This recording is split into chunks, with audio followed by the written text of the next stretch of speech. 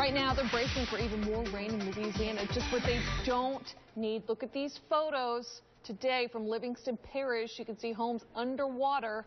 The historic floodings killed at least 13 people. Some 40,000 homes are damaged or destroyed.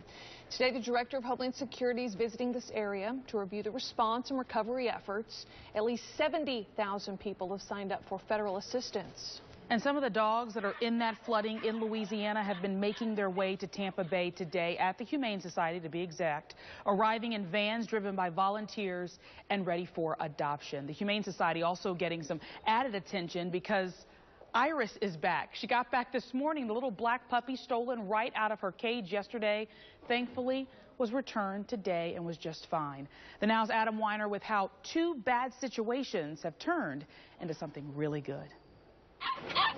When another animal shelter needs help, Hi, babies. the Humane Society of Tampa Bay pitches in. Louisiana reached out to us and said, you know what, we've got an emergency situation on our hands. We need to make some space in our shelter. Can you take some of our dogs so we can then take in those that are out in the floods? And, of course, the answer to that is real easy, yes. Pam Backer is coordinating this shipment of rescue dogs. 18 arrived in Tampa first thing this morning. They came from different shelters, from St. Martin Parish to Lafayette Parish. And probably a few shelters are not flooded. The one that we came from, it's not flooded, so they're taking in all the floodwater dogs, but they just don't have any more room. So by taking in these dogs, the shelters in Louisiana have more space for those four-legged victims of the flooding.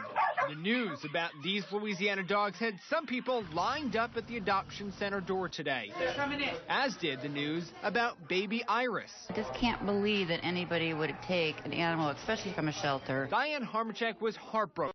This puppy was stolen from the shelter yesterday and came to inquire about him this afternoon when she heard he was safely returned. There's so many animals that want a good home, need love, and if someone takes them, we don't know if they're being taken care of, if they're being sold. The shelter hopes these high-profile cases will also lead people to try to adopt from their shelter or any shelter, and adds that with things still bad in Baton Rouge, more dogs from there might still be on the way.